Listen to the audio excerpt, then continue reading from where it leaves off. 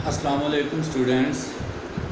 बेटा today's topic is carbohydrates. हमने इसकी पहली टाइप मोनोस्क्राइड्स को एक्सप्लेन किया। अब हम इसकी सेकंड टाइप को एक्सप्लेन करेंगे। This one is the oligosaccharide. बेटा ओलिगोस्क्राइड्स के अंदर 2 से लेके 9 तक 2 to 9 मोनोस्क्राइड यूनिट इस तरह के रिपीट हो सकते हैं। आई मीन एटलीस्ट 2 और मैक्सिमम 9 इस तरह के मालिक्यूल्स ज्वाइन करके ओलिगोस्क्राइड्स को प्रोड्यूस करते हैं। अब कहते हैं ओलिगोस्क्राइड्स को जब हम प्रोड्यूस करेंगे तो इनके अंदर 2 to 9 यूनिट रिपीट होने के चांस है, इसलिए इनका नाम पड़ जाता है। अगर 2 यूनिट हों तो डाइस्क्राइड, 3 हो तो ट्राइस्क्राइड, 4 हो तो टेट्रा, 5 हो तो पेंटा, 6 हो तो hexa, hepta, octa and so on. तो बेटा यहाँ पे इसको प्रोड्यूस करने के लिए हम क्या करते हैं कि एक मालिक्यूल से OH और दूसरे से H, इन दोनों को हम रिमूव कर देते हैं in the form of water. यहाँ से OH निकला था, यहाँ से हाइड्रोजन, ये दोनों आपस में अटैच हुए वाटर मालिक्यूल की फॉर्म में, ये यहाँ से रिलीज हो जाएंगे और इन दोनों मालिक्यूल के दरमियान एक बॉन्ड डेवलप हो जाएगा। अब ये 2 मालिक्यूल नहीं बल्कि एक सिंगल मालिक्यूल की तरह बिहेव करेंगे, क्योंकि दोनों मालिक्यूल के दरमियान एक बॉन्ड डेवलप हो गया हुआ है, एक ब्रिज बन गया हुआ है, एक अटैचमेंट हो गई है। तो इस तरह हम डिफरेंट मोनोस्क्राइड्स को आपस में ज्वाइन करते जाएंगे। अगला मोनोस्क्राइड अगर हम यहाँ पर अटैच कर लें तो हमारे पास 3 मोनोस्क्राइड वाला ओलिगोस्क्राइड आएगा जिसको हम ट्राइस्क्राइड का नाम देंगे। अगर 4th वन अटैच कर ले तो टेट्रास्क्राइड एंड सो ऑन। ये वाली प्रॉपर्टीज, ये वाली चेन चलती जाएंगी।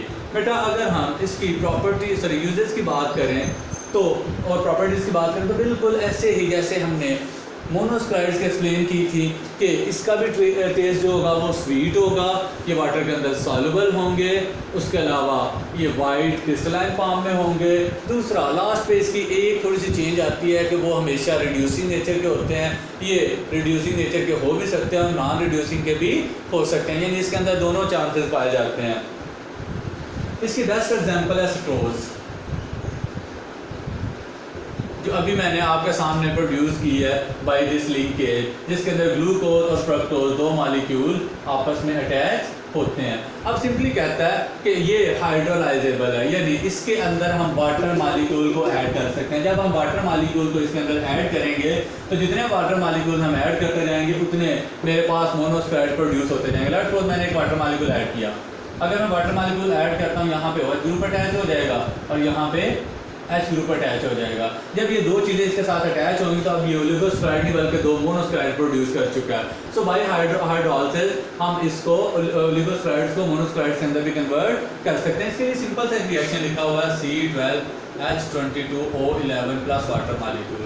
जब वाटर मालिक्यूल इसके अंदर ऐड हुआ था, जब ये बॉन्ड ब्रेक हुआ था तो मेरे पास C6H12O6 glucose plus C6H12O6 fructose 2 molecule आ गए थे। बेटा इसकी थर्ड टाइप है पॉलीस्क्राइड। पॉलीस्क्राइड जैसे नाम से ही वाज़ेह है, इसके अंदर बहुत ज़्यादा मोनोस्क्राइड आपस में इस बॉन्ड के जरिए ज्वाइन होकर एक लंबी सी चेन बनाएंगे, एक मैक्रो मालिक्यूल प्रोड्यूस करेंगे जिसको हम पॉलीस्क्राइड का नाम देते हैं। पॉलीस्क्राइड्स के अंदर बहुत ज़्यादा यूनिट रिपीट होते हैं। इसकी बेस्ट एग्जाम्पल्स हैं स्टार्च एंड सेलुलोज। सेलुलोज ये जो कपास हमें कॉटन मिलती है उसके अंदर भी मौजूद होता है। उसके अलावा ये जो हमारे पास लकड़ी होती है, लकड़ी की छाल के अंदर भी सेलुलोज काफ़ी मिकदार में हमें मिलता है। स्टार्च वगैरह हमें ये जो हम मेज़ वगैरह यूज़ करते हैं, यानी मक्की यूज़ करते हैं, उसके अंदर भी हमें स्टार्च वगैरह मिलता है।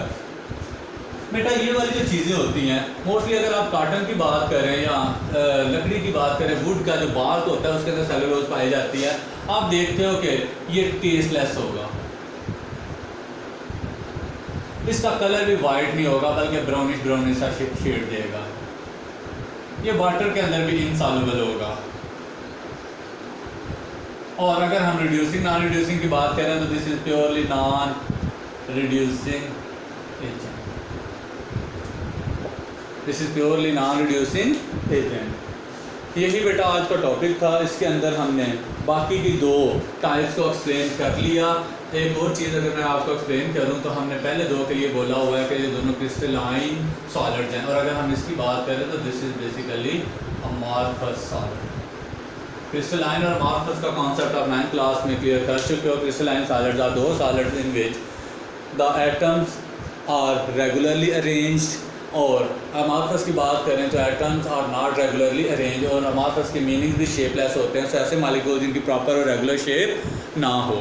बेटा ये चैप्टर छोटा सा चैप्टर है, इसके 5 मेन टॉपिक्स हैं, जिनमें से पहला कार्बोहाइड्रेट्स है। थोड़ा थोड़ा करके मैं बेटा आपको एक्सप्लेन कर रहा हूँ, इसको अच्छी तरह से लर्न कीजिएगा। ये इस बोर्ड के पेपर में इस चैप्टर से ऑलमोस्ट 11 to 12 मार्क्स का पेपर आता है। छोटा सा चैप्टर है, आप थोड़ा थोड़ा भी इसको टाइम देंगे, आप अच्छी तरह इसको प्रिपेयर कर सकते हैं और करने की कोशिश भी कीजिएगा। थैंक यू, अल्लाह हाफिज़।